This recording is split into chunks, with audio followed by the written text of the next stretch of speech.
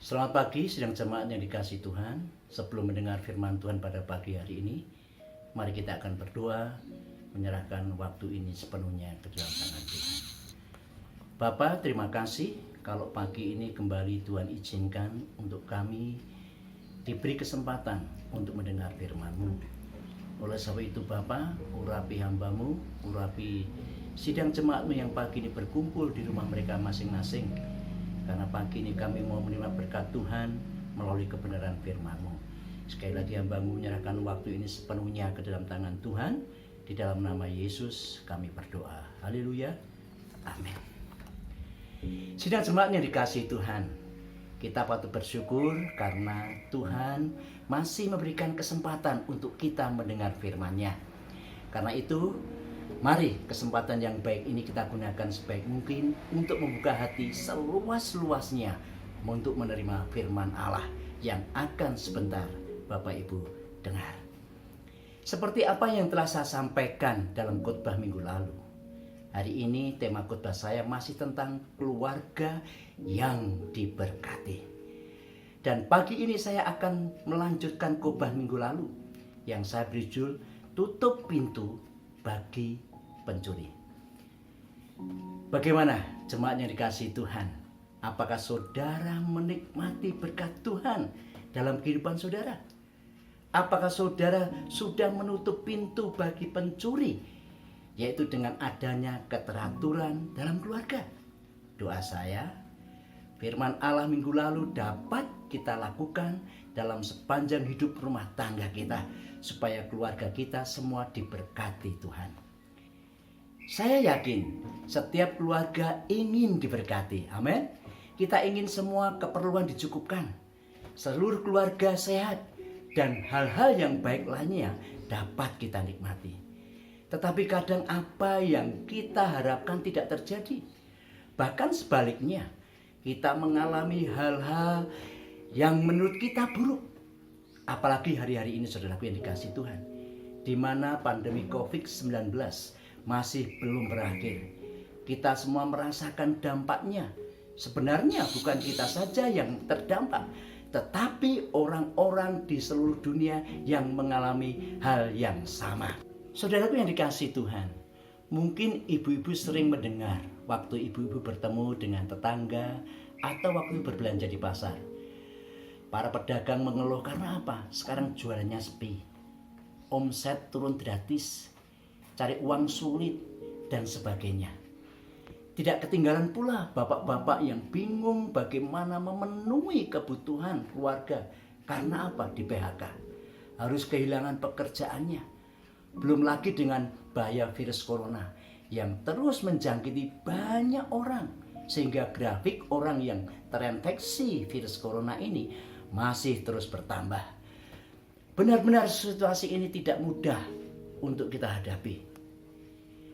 Kalau kita hidup tanpa Tuhan, saudaraku, bagaimana kita bisa bertahan? Hanya kalau Dia memberkati kita, kita dapat mengatasi keadaan yang harus kita hadapi. Tetapi kita juga harus ingat bahwa iblis tidak ingin, sekali lagi bahwa iblis tidak ingin kita mengalami hidup yang diberkati. Dengan segala cara, dia berusaha mengacaukan keluarga kita.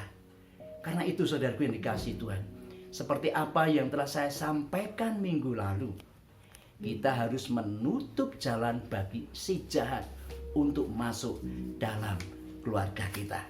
Nah saudaraku yang dikasihi Tuhan, cara yang pertama yaitu meluluskan tatanan ilahi atau adanya keteraturan dalam keluarga kita. Sekarang cara yang kedua untuk menutup jalan bagi si iblis atau si pencuri adalah dengan ucapkanlah kata-kata berkat. Saudara yang dikasihi Tuhan, perkataan berkat sangat penting untuk kita ucapkan, baik kepada pasangan kita, kepada anak-anak maupun orang lain. Karena kata-kata yang kita ucapkan mempunyai dampak yang luar biasa bagi kehidupan kita dan orang lain juga, saudaraku yang dikasihi Tuhan. Kata-kata berkat yang kita ucapkan menjadi ucapan iman yang bisa terjadi di dalam diri kita dan juga dalam kehidupan orang yang kepadanya ucapan itu kita tujukan. Mengapa demikian, saudaraku yang dikasihi Tuhan? Karena perkataan berpotensi menghasilkan konsekuensi. Jika kata-kata positif yang kita ucapkan akan memberkati orang lain. Sebaliknya, saudaraku yang dikasihi Tuhan, jika kata-kata itu negatif, itu bisa membuat orang yang mendengarnya down ataupun sakit hati. Tetapi sayangnya, saudaraku yang dikasihi Tuhan, banyak orang yang tidak menyadari bahwa kata-kata yang diucapkannya berkuasa. Hal itu terbukti dengan bagaimana mereka menggunakan lidah mereka dalam mengucapkan kata-kata. Dengan entengnya mereka mengucapkan kata-kata negatif kepada anak-anak. Misalnya mengatakan demikian, kamu itu bodoh, kamu tidak ada gunanya, kamu nakal, dan kata-kata negatif lainnya. Saudaraku yang dikasihi Tuhan, jika seorang anak setiap hari mendengar kata-kata kutuk seperti itu, tidak heran kalau anak itu akan benar-benar bodoh. Anak itu akan bertumbuh menjadi orang yang tidak berguna, menjadi anak yang benar-benar nakal. Saya yakin tidak seorang pun di antara kita ingin anak kita mengalami hal-hal seperti itu, saudara yang dikasihi Tuhan. Sebaliknya, kita ingin anak-anak akan menjadi orang yang sukses, menjadi anak yang pinter, diberkati Tuhan, hidupnya berguna baik bagi dirinya sendiri, keluarga, gereja maupun bagi bangsa ini. Kemudian saudara yang dikasihi Tuhan, dalam hubungan sebagai suami istri, jika suami istri misalnya sering mengucapkan kata cerai setiap kali bertengkar, apa yang diucapkan itu bisa benar-benar terjadi, saudaraku. Mungkin kata-kata itu diucapkan karena emosi yang tidak terkendali, tetapi sebenarnya itulah jalan masuk si jahat atau si iblis untuk benar-benar mengacaukan keluarga hingga benar-benar perpisahan terjadi. Saudaraku yang dikasihi Tuhan, Raja Salomo pernah menulis dari sebagian besar kitabnya dalam Amsal, dalam Perjanjian Lama itu, sering menulis tentang kuasa perkataan. Salah satu ayat yang dia tulis berbunyi demikian dalam kitab Amsal 18 ayat 21. Hidup dan mati dikuasai oleh lidah. Siapa suka menggemakannya akan memakan buahnya. Saudara, kata-kata kita memang berkuasa. Ucapan kita berkuasa memberikan hidup, yaitu jika kata-kata yang kita ucapkan adalah perkataan yang jujur, membangkitkan semangat, dan yang memberkati. Tetapi perkataan dapat juga merusak dan membunuh melalui kebohongan, gosip atau kata-kata kutuk. Itu sebabnya Yakobus 3 ayat 10 sampai 12 di sana kita dinasihati agar apa? Agar kita tidak mengucapkan perkataan berkat dan kutuk dari mulut yang sama. Mari kita baca ayat-ayat itu di dalam kitab Yakobus. Mari kita lihat di sana. Yakobus pasal yang ketiga ayat yang ke-10 sampai 12. Dari mulut yang satu keluar berkat dan kutuk. Hal ini, saudara-saudaraku, tidak boleh demikian terjadi. Adakah sumber memancarkan air tawar dan air pahit dari mata air yang sama? Saudara-saudaraku, apakah pohon ara dapat menghasilkan buah zaitun? Dan adakah pohon anggur dapat menghasilkan buah ara? Demikian juga mata air asin tidak dapat mengeluarkan air tawar. Saudaraku yang dikasihi Tuhan, kata-kata yang kita ucapkan baik kata-kata berkat maupun kutuk adalah sesuatu yang akan kembali kepada kita. Itu sebabnya dalam keluarga ucapkanlah kata-kata berkat. Ini caranya kita menutup pintu bagi si iblis untuk masuk dalam keluarga kita. Perkataan berkat sangat penting diucapkan orang tua kepada anak, karena hal itu merupakan ucapan iman yang bisa terjadi di dalam hidup anak-anak kita. Waktu yang tepat untuk menyampaikan kata berkat atau doa bisa kita lakukan setiap hari, saudaraku. Misalnya, waktu anak akan berangkat ke sekolah, ucapkanlah kata-kata, kamu anak pinter, Belajar yang baik ya nak. Tuhan memberkati kamu. Dan sebagainya. Kemudian saat ulang tahun anak, ucapkan kata-kata berkat. Supaya apa? Supaya anak merasa dicintai oleh orang tuanya maupun Tuhan. Dari kata-kata yang kita ucapkan, anak-anak menyadari kalau ada Tuhan yang besar yang bekerja dalam hidupnya. Kiranya Tuhan menolong kita semua menjadi orang tua yang saleh, yang selalu memberkati anak-anak kita melalui apa? Perkataan yang kita ucapkan. Inilah kehendak Allah. Nah, saudaraku yang dikasihi Tuhan, perkataan berkat bukan saja kita ucapkan untuk anak-anak, tetapi untuk pasangan kita juga. Bapak Ibu, ucapkan perkataan yang menguatkan hati pasanganmu. Ucapan kata-kata yang membangun. Mari kita warnai keluarga kita dengan ucapan yang saling memberkati, saling mendorong, saling menasihati. Dengan demikian saudaraku yang dikasihi Tuhan, iblis tidak ada kesempatan untuk mengacaukan keluarga kita. Saudaraku yang dikasihi Tuhan, bagaimana kita dapat memastikan bahwa perkataan yang kita ucapkan akan memberikan hasil yang baik? Satu-satunya cara adalah dengan tekun menjaga hati kita. Dalam kitab Amsal pasal 4 ayat 23 mengatakan, jagalah hatimu dalam segala kewaspadaan, karena dari situlah terpancar kehidupan. Yesus pernah mengatakan kepada murid-muridnya, tetapi apa yang keluar dari mulut berasal dari hati, dan itulah yang menajiskan orang. Karena dari hati timbul segala pikiran jahat, pembunuhan, perzinahan, percabulan, pencurian, sumpah palsu dan hujat. Itu dalam kitab Matius pasal 15 ayat 18 sampai 19. Hal ini dibuktikan saudaraku, betapa pentingnya menjaga hati lebih dari apapun yang patut kita jaga. Karena jika hati kita bersih, hati kita kudus, hati kita bebas dari kepahitan, maka kata-kata yang keluar dari mulut kita pun akan baik dan memberkati. Di masa yang sulit seperti ini, mudah sekali kita tersulut emosi, sehingga apa yang keluar dari mulut kita juga sering tidak terkendali. Saudara yang dikasihi Tuhan, tetapi jika hati kita dipenuhi dengan firman Tuhan, persekutuan dengan Tuhan kita lakukan, maka kita akan ditolong Tuhan untuk menguasai diri dan mengeluarkan apa? Perkataan yang bijaksana dalam menghadapi situasi yang ada. Nah, sidang jemaat yang dikasihi Tuhan, cara ketiga untuk menutup jalan bagi si jahat atau pencuri adalah bersihkan rumah dari ketidakjujuran dan harta yang diperoleh secara tidak benar. Iblis adalah bapa segala dusta. Mari kita melihat di dalam kitab Yohanes 8 ayat 44b, ayat itu mengatakan, ia adalah pembunuh manusia sejak semula dan tidak hidup dalam kebenaran, sebab di dalam dia tidak ada kebenaran.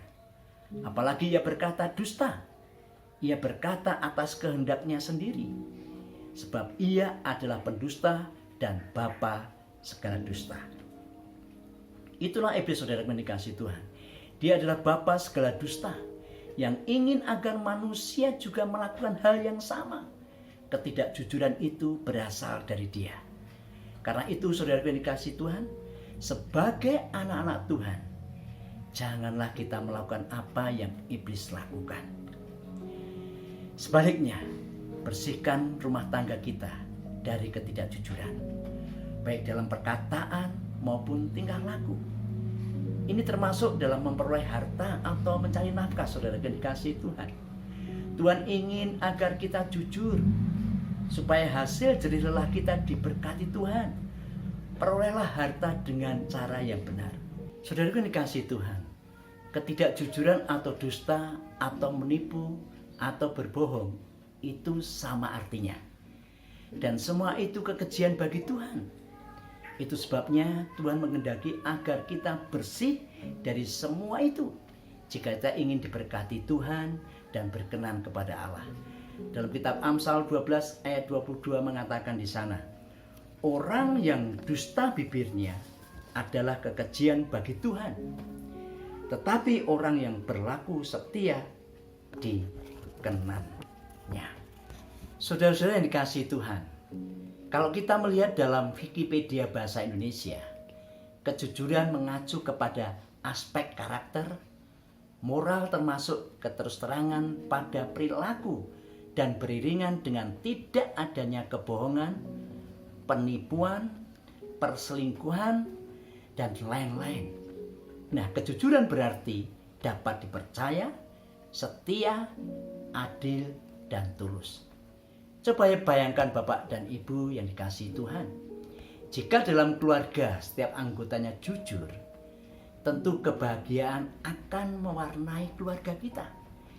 Iblis tidak ada kesempatan untuk masuk dan mengacaukan keluarga kita. Kejujuran yang kita lakukan bukan saja kepada anggota keluarga, tetapi kepada orang lain juga dan Tuhan. Bagaimana bisa tidak jujur kepada Allah? Ini pertanyaan yang pernah diajukan bangsa Israel kepada Tuhan. Mari kita baca kitab Maleaki pasal yang ketiga ayat 8 dan 9. Beginilah bunyi firman Tuhan. Bolehkah manusia menipu Allah? Namun kamu menipu aku. Tetapi kamu berkata, dengan cara bagaimanakah kami menipu engkau? Mengenai persembahan, persepuluhan, dan persembahan khusus. Kamu telah kena kutuk, tetapi kamu masih menipu aku. Ya, kamu seluruh bangsa. Jangan kita sampai terjebak oleh tipu daya iblis yang membuat kita tidak jujur kepada Allah.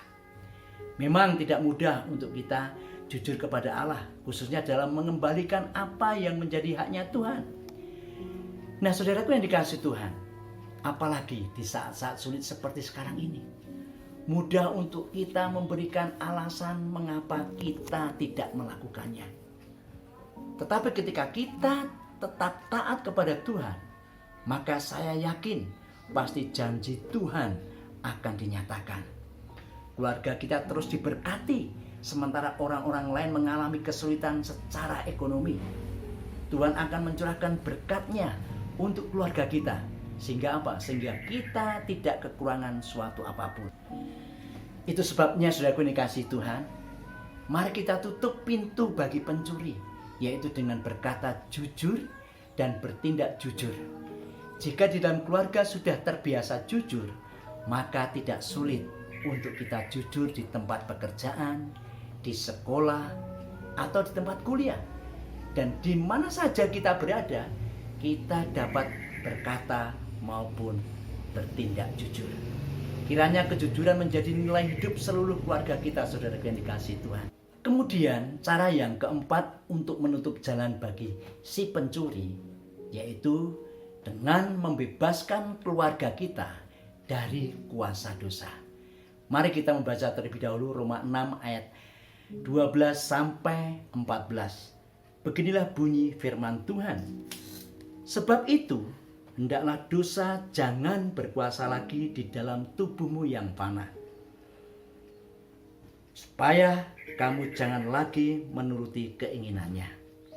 Dan janganlah kamu menyerahkan anggota-anggota tubuhmu kepada dosa untuk dipakai sebagai senjata kelaliman. Tetapi serahkanlah dirimu kepada Allah sebagai orang-orang yang dahulu mati, tetapi yang sekarang hidup. Dan serahkanlah anggota-anggota tubuhmu kepada Allah untuk menjadi senjata-senjata kebenaran. Ayat yang ke-14. Sebab kamu tidak akan dikuasai lagi oleh dosa, karena kamu tidak berada di bawah hukum Taurat, tetapi di bawah kasih karunia.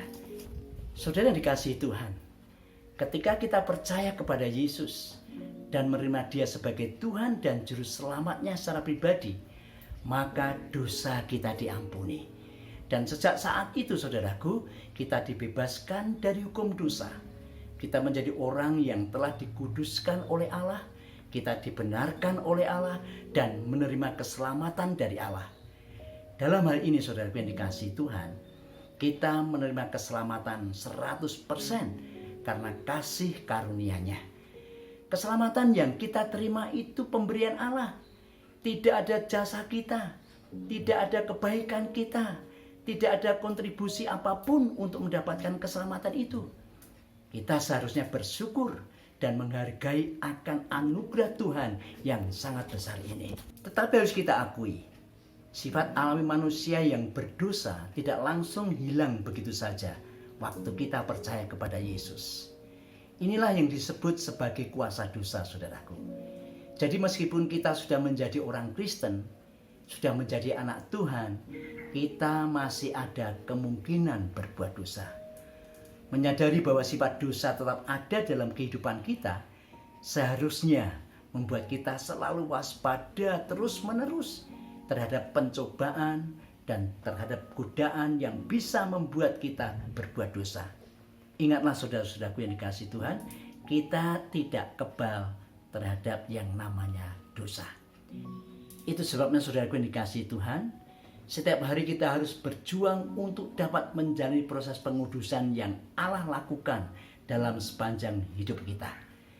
Setiap hari mohon kemampuan dari Allah untuk seluruh anggota keluarga supaya dibebaskan dari kebiasaan-kebiasaan buruk yang masih dilakukan setelah menjadi anak-anak Tuhan. Kita harus tinggalkan manusia lama dan menjalani hidup sebagai manusia baru.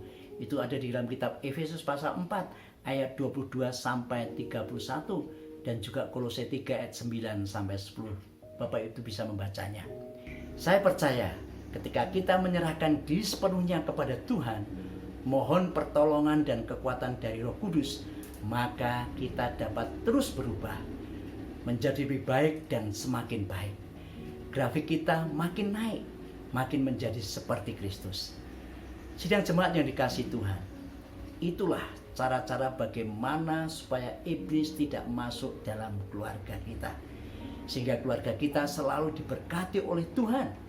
Jangan lupa saudaraku, tetap menjaga agar tatanan ilahi selalu kita lakukan. Penuhi keluarga kita dengan kata-kata berkat setiap hari.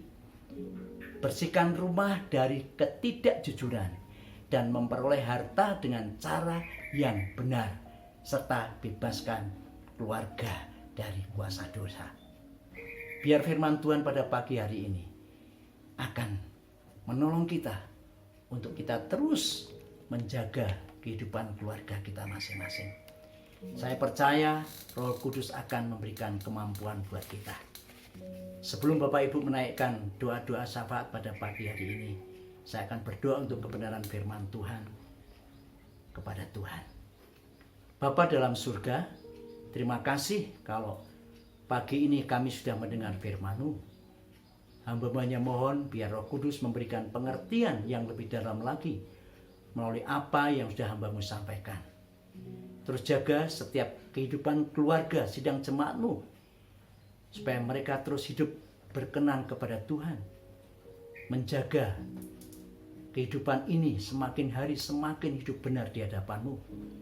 Kami percaya waktu kami percaya dengan firman Tuhan, pasti Tuhan akan menolong dan memberikan kemampuan kepada kami sekalian. Terima kasih Bapa dalam surga, hamba-Mu menyerahkan doa ini sepenuhnya ke dalam tangan Tuhan. Di dalam nama Yesus kami berdoa. Haleluya. Amin.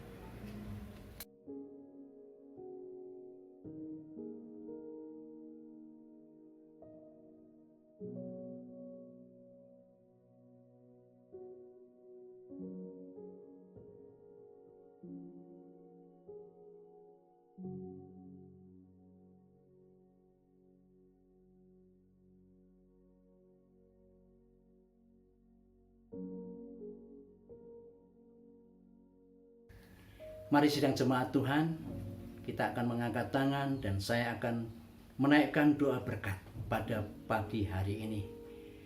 Dan umatku yang atasnya namaku disebut merendahkan diri, berdoa dan mencari wajahku, lalu berbalik dari jalannya yang jahat, maka aku akan mendengar dari surga dan mengampuni dosa mereka, serta memulihkan negeri mereka.